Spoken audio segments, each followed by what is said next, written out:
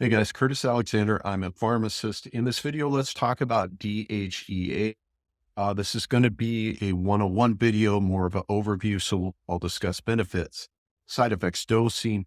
And at the end of the video, I'm going to kind of give you my 2 cents on DHEA because I think most people are too quick to supplement with it. I think there's better ways to go about improving your levels, but let's just hop right into it.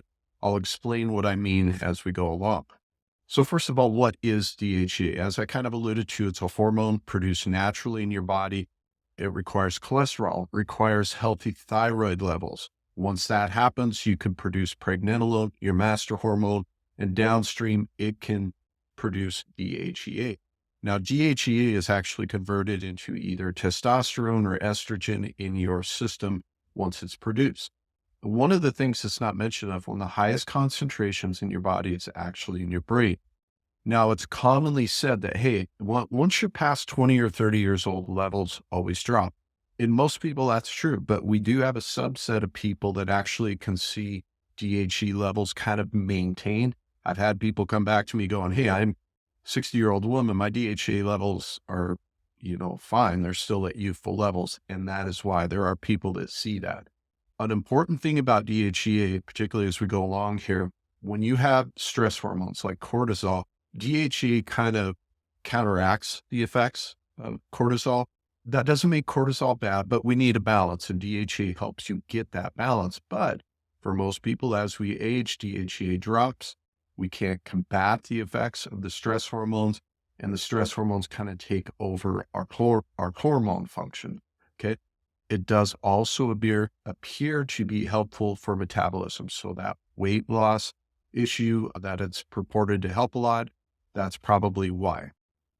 Now, are there any actual benefits, proven benefits to taking DHEA? There are a few, but not what most people think. Okay.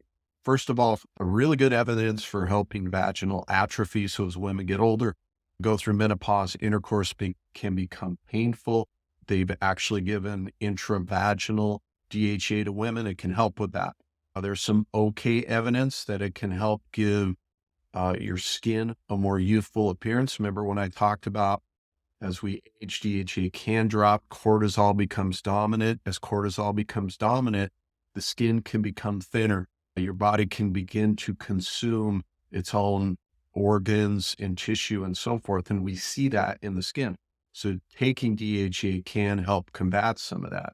There is evidence it can help with depression. I'm not a big fan of this because the doses they were using were very high. I would never recommend that. Talk about my dosing recommendations in a second. There's also evidence it can help women who are doing IVF either get pregnant and, bring that baby to full term, have live birth. However, there's not evidence that it can lower miscarriage rates. And again, this is in women doing IVF, not going through natural pregnancy. Now, what about side effects? There's absolutely side effects with DHEA as a whole, men and women. I'll get into sex-specific side effects here in a second, but most commonly we can see increases in acne, headaches, insomnia, mood changes, nausea. You can see that, again, we're talking about some hormonal side effects, and that's exactly what we see in females. Can actually be almost masculine sort of side effects. They can see deepening of the voice, can change their periods, oily skin, and decreased breast size. In men, aggression, breast tenderness. I've had men report to me that their nipples actually get sore, and also men reporting testicular shrinkage, and that's what we see in the literature as well. So it does come with some side effects, guys. Now, as far as risk factors, I would tread extremely lightly taking DHEA with any sort of cancer. And the reason for that is, for example, estrogen receptor cancers that are positive for estrogen receptor positive, like a breast cancer, would definitely try to avoid it in that situation. Same thing, we can see it in prostate cancer. So I would be very careful.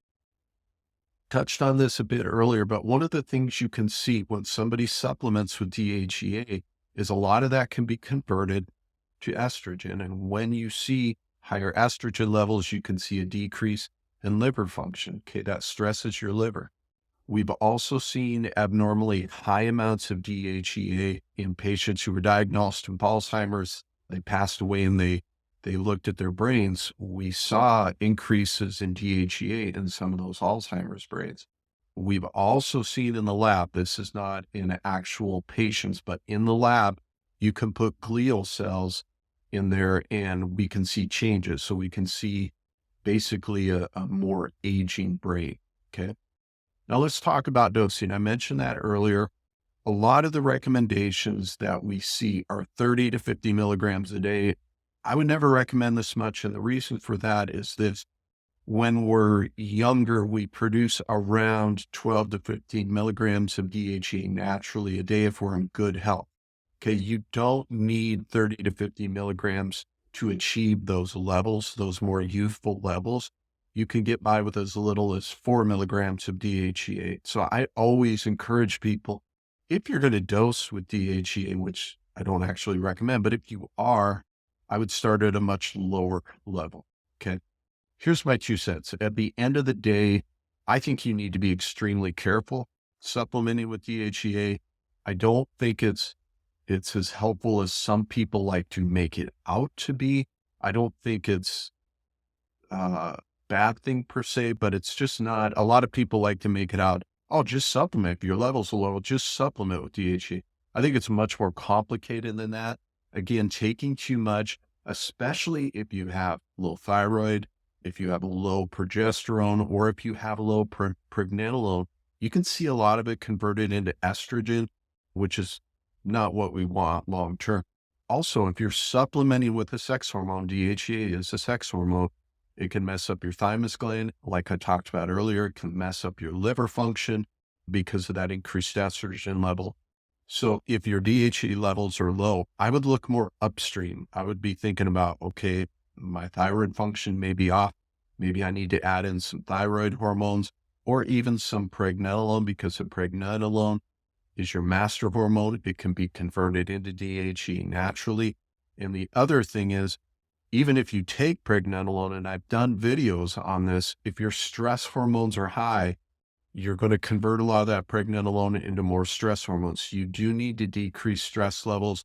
That could be anything from things going on into your life, lack of sleep, caloric restriction, fasting. All those things are stressors on your body. I would try to move away from those. But that's my 2 cents on DHEA. I think it's a little bit, I think there's better options than supplementing with DHEA. Let me know in the comments other topics you'd like me to cover. Just to let you know, I give preference to those video topic suggestions to my subscribers, either on the channel or at my email list, which you can see up there.